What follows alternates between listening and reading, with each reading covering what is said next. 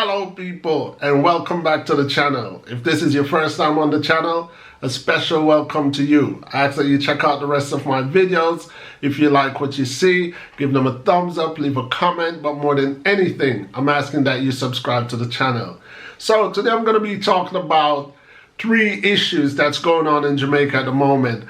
I'm not into echoing the news. I'm going to brief through the topics real quick. The reason why I'm actually touching these subjects is because someone asked my opinion on each subject. So I'm going to touch, first of all, the legalization of Obeah in Jamaica.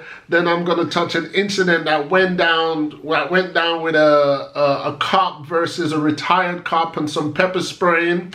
And lastly, I'm going to touch the United States of America's requirements of visa applicants from Jamaica to surrender access of their social network activity to be a part of their visa application process.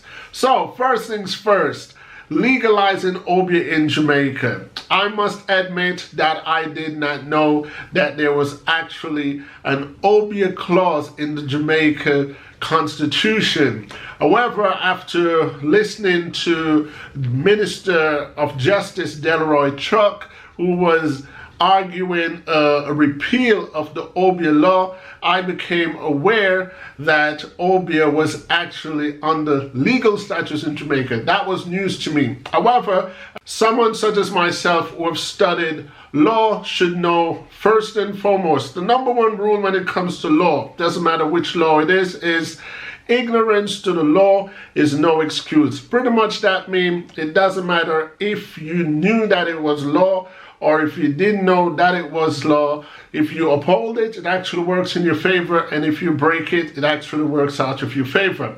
How do I feel about Obeah?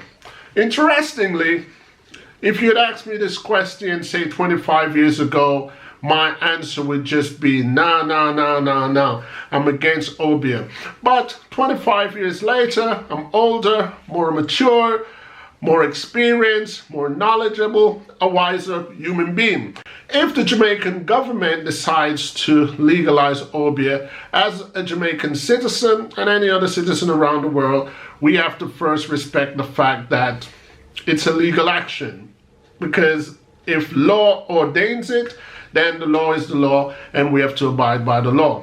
Personally, I used to believe that Obeah is a negative thing, kind of a devilish act, kind of a satanic ritual type thing. When you say Obeah to me, the first thing comes to my mind is a negative action. It's people who self-proclaim that they have extra powers and they can use oils and powders and other things to put spells and curses or to force the normal order of things. This is how I view Obeah.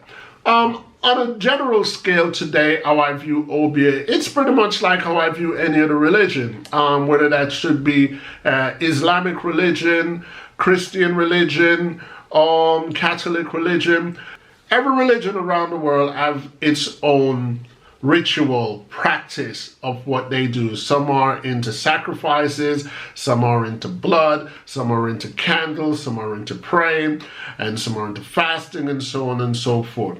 But bottom line, the way I view religion is believe, kill, believe, cure. It depends on what one believes that a religion does for themselves or for others.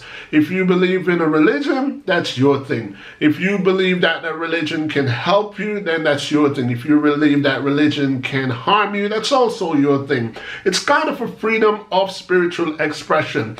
So for some people to fear the passing of an Obeah law, it pretty much tells how that person feel about Obeah itself. That person believes that Obeah is actually real. In parts of the world, there are satanic religions that are actually legal practices. And in parts of the world, there are what you call palm readers, tarot card people, people that can tell you future, so on and so forth. People can say, take this portion or take this pill or do this or do that, and the result will turn out to be this. And it's kind of like a Vegas casino, in my view. Nothing is really guaranteed. It's pretty much how you believe it. So bottom line, and real quickly, how I feel about Obeah being passed in Jamaica. At the end of the day, it's up to Parliament, it's up to the government of Jamaica, and if it becomes a law, if it stays on the law books that it's something that can be legally practiced, then it is what it is. I don't think Jamaicans should fear Obeah. It's all about, in my belief, it's belief. You believe in God or you believe in the devil. If you believe that the devil can harm you, then maybe the devil will harm you. If you believe that God is there to protect you, then God will protect you. That's my personal view of when it comes to Obeah in Jamaica or Obeah anywhere. I believe that there's good and evil in this earth, of course. You can empower the God that you choose to believe in with your belief. I mean, it's like I say, believe kill, believe cure. So as far as I'm concerned, Rastafarian in itself is a religion, and their ritual is marijuana and meditation, and it is what it is. Some Jamaicans believe that work, and some Jamaicans believe it doesn't work. Some Jamaicans believe that marijuana is harmful to one's health, and Rastafarian believe that it's good for one's mental health and consciousness. So we're talking about people's personal belief and people's personal choice. So I just think Obeah gives people a freedom of spiritual expression, and whether it's legalized or not, people who truly believe in Obeah will continue to do it, and the only difference is one can be prosecuted. So keeping Obeah illegal will not actually stop the practice, and Jamaicans who are in fear of this being legal should just pretty much ask themselves, since it's been practicing, how much has it harmed you, or how much has it harmed Jamaica? You know, what are the disadvantages or advantage of Obeah being legal or being illegal? That's pretty much what I'm saying. If you ask yourself that question, and maybe you could come up with an answer. So I'm not really in support of Obeah, and I'm also not in non-support of it. I'm in support of the law, and whatever the Parliament passes, then we have to respect that. If Parliament says Obeah should be outlawed, then it should be outlawed, and anyone found practicing Obeah should be prosecuted by the law. On the flip side, if Parliament said it should be legal, then people who believe in Obeah are free to practice their Obeah rituals. Anyway, on to my next issue, which in my opinion is going to be very short, very brief. Recently in Jamaica, there was a traffic stop, and apparently the driver turned out to be a retired police officer who served in the Jamaica Constabulary Force for over 40 years. I've seen the video myself, and this is my take. Most of you guys may disagree with what I'm saying. Keep the profanity down, even if you're going to disagree with my opinion. Just disagree, give me a reason, and leave it at that. All the profanity makes YouTube want to flag my channel, and I really don't want to have that. So here's how I feel about that. After watching the video I saw where the police officer that actually pulled over the vehicle gave the driver ample time to step out of the vehicle. He pretty much did not have a driver's license. According to the video, from what I see, I didn't see the part where he asked for the driver's license, but after listening to the conversation, I heard when the police officer in uniform says, "You do not have a driver's license, so please step out of the vehicle." The guy refused to step out of the vehicle, and the police officer threatened to pepper spray him, and eventually did. The passenger that was in the vehicle, if I heard right, that was a child of the driver, and the passenger's response was pretty much, after your long service in the police force, this is how they treat you. Here's what I have to say to that.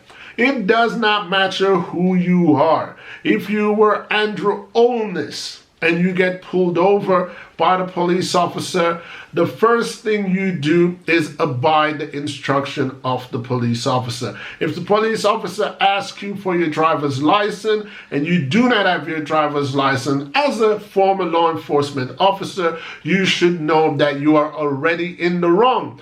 I'm not saying you don't have a driver's license, but the law requires you to have the driver's license on you. And if you don't have the driver's license on you, you're already in the wrong. So all you have to do now is put yourself at the mercy and discretion of this police officer. This is how this could have went. All that pepper spraying could have been avoided, and this is how it could have went. In this case that you do not have your driver's license on you, I would like to get a different form of identification on you to know exactly who you are. I could issue you a producer that would require you to bring your driver's license to the station at a later date, and if the person that's sitting beside you actually have a valid driver's license on them, at the police discretion, he could have said, okay, here's the deal. I'm not going to seize your vehicle. I'm going to let your licensed driver drive. You go in the passenger seat and you all go on your merry way. Bring me your produce your driver's license in the next few days, and if you do that, then all is done. If you can't do that, then we will have to issue a charge of driving without a license. That could have been over and done. The position that this driver took, I thought, was wrong, and I believe that the police officer was in his right 100% to pepper spray him, because the guy refused to come out of the vehicle. The guy did not follow the police officer's instruction.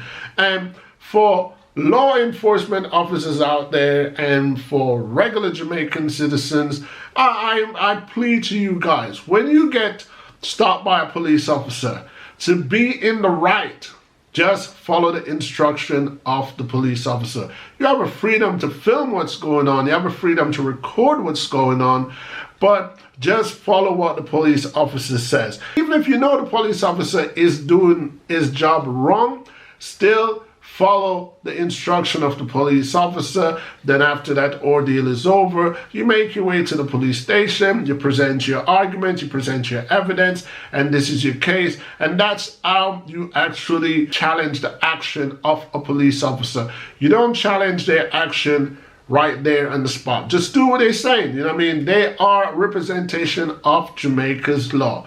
Okay? Let me hear what you guys think about my view on that and my take on that. Moving on to the third and final topic that I'm going to cover today. The United States of America wants your Twitter, YouTube, Facebook, whatever social network you're on, they want you to produce the identification of those social network that you're active on, so they can add it as weight to consider whether you are fit to be in the US or not. The way I look at that is, it's their country, it's their entry rule.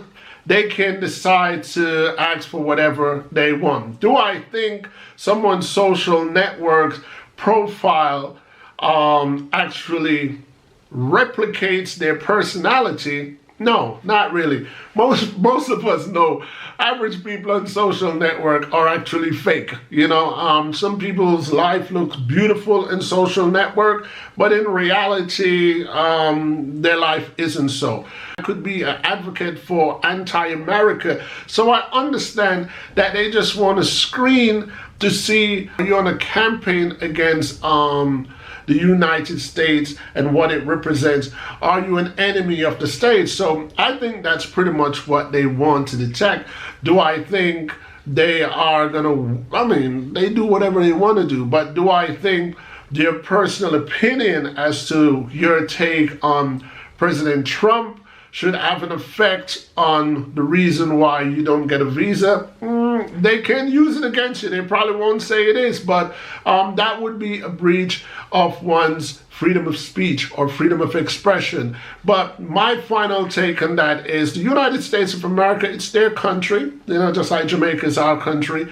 Jamaica can come up with any different form of entry law that we would require people to produce before they come into our country. So the United States of America, it's their country. It may be unreasonable, but if that's what they require, that's what they require.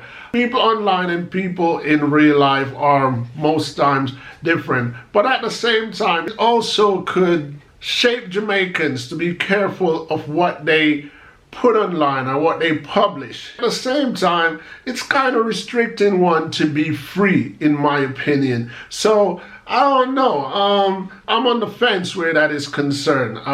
But like I say, bottom line, it's up to the United States of America. At the end of the day, it's their country, their gateway, their rules. Jamaicans are not happy with it. If that goes all the way up to the government, then Jamaicans can change the rules of our gateway as well to foreigners coming in there. Let me know what you guys think about my views to these three issues. That's pretty much what I want to say today. So I hope you guys enjoyed this video. I'm looking forward to hear your comments. I'm looking forward to hear your views. I'm looking forward to being educated by your comments as well. Like I always say on this channel, I welcome positive and negative comment. I welcome agreement and disagreement. So until next time, people, peace.